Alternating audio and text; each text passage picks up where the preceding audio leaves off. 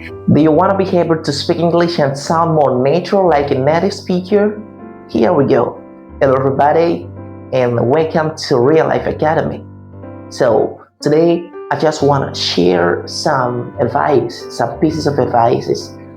So, many people are actually able to understand English, but when it comes to being able to speak every kind of a good fun moment with other people, during a certain conversation, it seems like you really stucking. It seems like you're unable to use every kind of words that you have in your mind. Don't worry about it. Today I'm going to share with you some tips which are going to help you be able to speak English more fluently like a native speaker. So without further ado, let's jump right in. The very first thing you gotta do in order to be able to sound more natural like a native speaker is to read. Come on, yeah, I'm talking about reading. Reading is very important. Reading is very powerful. So it helps you sound more natural. It helps you, being accustomed with words that you didn't know before. The pronunciation of words. So when it's coming to talking about reading, I suggest you to read the book, around the field of your choice. Around the field of your interest. This is very important. For instance, I'm just trying to use a New Testament. I'm a Christian and I'd like to use this because, for the most of words that I can find in this book, I can be able to pronounce correctly. So using my Bible during my reading moment, actually helps me sound more natural without, forcing some technical words. So I'm just trying to open my Bible, wherever I can be found. So I'm going to be reading and I will show you the way that I practice my English in order to be able to sound, more natural like a native speaker. Come on, here I am in the book of Revelation, chapter 4. So I'm going to read just something like 2, 3, or 4, small verses. Then I will show you the way that I practice my English in order to be able to sound more natural like native speakers. So, without further ado, let's jump right in. After this, I looked, and behold, a door standing open in heaven, and the first voice, which I had heard speaking to me like a trumpet, said, "Come up here, and I will show you what must take place after this." At once I was in the spirit, and behold, a throne stood in heaven, with one seated on the throne. And he who sat there had the appearance of jasper and carnelian, and around the throne was a rainbow that had the appearance of an emerald. This is just a simple example. I was just trying to read my Bible. Come on, I'm not preaching you. I'm not a pastor. Come on, man. So I was just trying to show you one of the techniques that I used to use during my practice moment. So reading like it really helps me have kind of a good diction.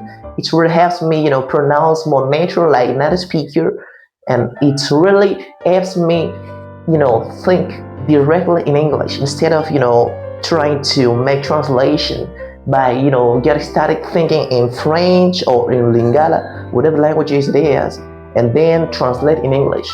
So using these techniques just help me save time. You know what I mean? So I do it every single day. Come on. I know, maybe you can tell me that, in order to be able to speak English more natural, like a native speaker, we better master grammar. We better have kind of a large vocabulary. That's cool. But, English is a language. As every other languages, English is a means of communication. In order to be able to master English, except from grammar, except from vocabulary, what we gotta do is to practice. It is like a baby, a baby doesn't really need a blackboard or a green board or a whiteboard in order to be able to learn a new language. So what a baby does is to practice. He learns from words he listens, from other people, and then he just tries to imitate. He just tries to, to produce the same exactly sound, from others. And maybe one day you're gonna see him or her speak, like everybody. This is the technique that I just want to share with you. Don't spend all your time, trying to master vocabulary, grammar. No, you will be unable to speak English more fluently. That's why I recommend you to use kind of this technique. You're not obliged to read a Bible. You can use another book. For instance, you can take, a financial book. You can read kind of a musical book, whatever it is. Maybe a computer science book. It depends on the domain of your field. I just take this one because it seems to be very, easy for me and very pleasant for me. Reading this, the word of the Lord, Jesus Christ, it allowed me to move. Yeah. Without further ado, let's take our second technique. So, except from reading the Bible or except from reading any kind of book that you're gonna read, I recommend you to try to speak by yourself. Try to think out loud. You know what I'm saying? Just try to speak by yourself like this. Don't worry, you're not foolish. Come on, you're learning a new language. You're learning English, whereas you're living in a French-speaking country. So if you want to go ahead, what you gotta do is to practice by yourself. For instance, I can pick up one verse in the Bible. For instance, let me just pick up, the very first chapter of the Bible. Yeah, come on, that's a good idea. It really sounds very cool. Let me pick up the very first of the Bible, Genesis, chapter 1, verse 1. Come on, I'm sorry, I'm using I'm using a New Testament. No way to pick up the very first verse of the Bible. Come on, let me just pick up the very first verse of the New Testament. It is Matthew chapter 1, verse 1. Come on, what I'm gonna do now is just to read this verse, and after reading this verse, so I'm gonna try to think around it. I'm gonna try to think around it. I'm gonna speak. I don't really want start by thinking in the bottom of my heart. No, I want to speak. I want to speak aloud about what I'm thinking about. The way that I'm just trying to meditate. Around this verse. I'm gonna let you know. I'm gonna let you hear me. So here we go. I start by the reading.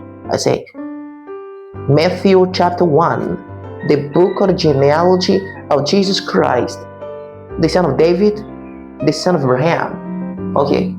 After my reading, now I'm just trying to think aloud. I'm just trying to think by speaking. I'm using my mouth in order to have this coherence between my mouth, and my brain, Now, after reading this Bible, after reading this verse, and I understand that the Bible is saying that Jesus Christ is the son of David and the son of Abraham, according to the genealogy of the Bible. But come on, I just wonder, how can Jesus be David's son and Abraham's son, whereas he wasn't the biological son of Joseph? Come on, because when we're talking about genealogy, I see David, I see Abraham, I see every kind of these people. It is not kind of a real case of a kind of a biological family of Jesus Christ. In fact, it is a biological family of Joseph, but Joseph is not a biological, father of Jesus Christ. So in another way, it sounds like, David is not a father of Jesus Christ. Abraham is not a father of Jesus Christ. They are not from the same family. Cool. Now, don't care what I'm saying. I'm not teaching you the Bible. I'm not, even trying to make kind of a real meditation. What I'm doing now is just, try to show you the way that I practice my English. I just pick up, one verse from the Bible, and, I try to think aloud. I just try to speak in order to help me, think in English and, using, many vocabularies that I can in order to be able to speak English, more fluently. Yeah, this is one of the techniques that I use. And except from that one, what I do else is really simple. Let me show you. Let me take my phone and I use what you all know. I'm gonna be using ChatGPT. Yeah, this artificial intelligence.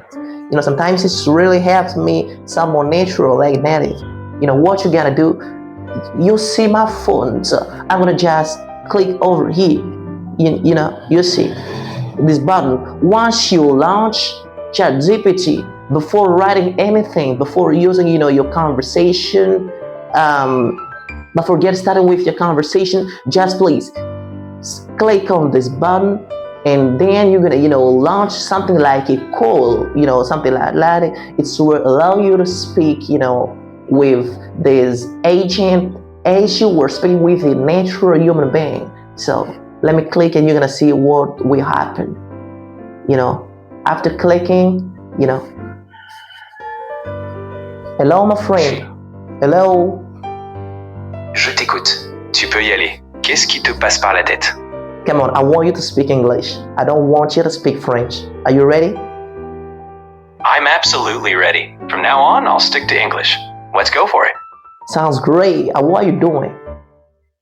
I'm doing really well. Thanks for asking. How got you? How's everything on your side? Yeah, on my side, everything is going okay. So can you tell me more about how you plan your day? Of course. Well, I usually start by figuring out the main things I want to accomplish. Maybe some tasks or goals, and then I break them down so it feels manageable.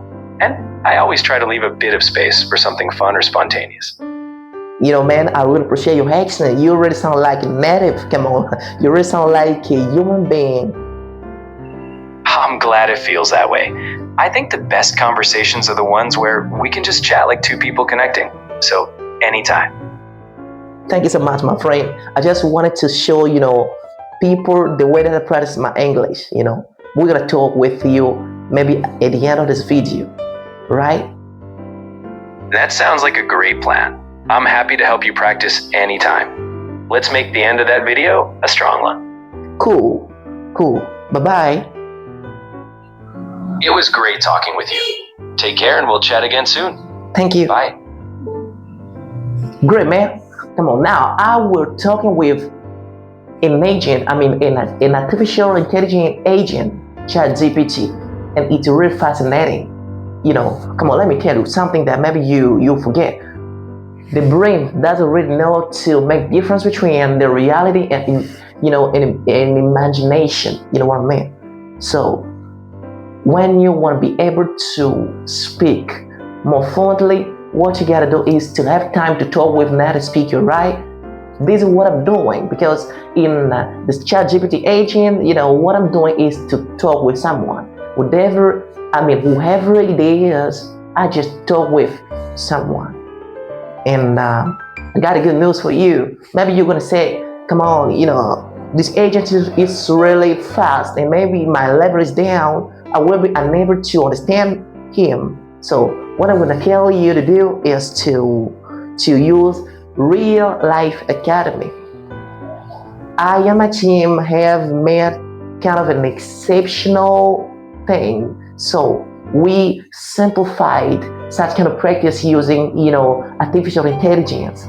In Real Life Academy web app, you have the possibility to pick up your theme, a domain of your field, and practice your English using the domain of your choice. So it's really important and it's really fascinating. Come on, man, just do your best to do it. So I have many things to tell you about, the way that I practice my English. But for today, I just want you guys to use these two techniques that I just shared, with you, and it's gonna help you, enhance your English. Thank you so much, everybody. It was your coach, Mr. John, and thank you for watching this video from the beginning till the end. So I say bye-bye. Take care.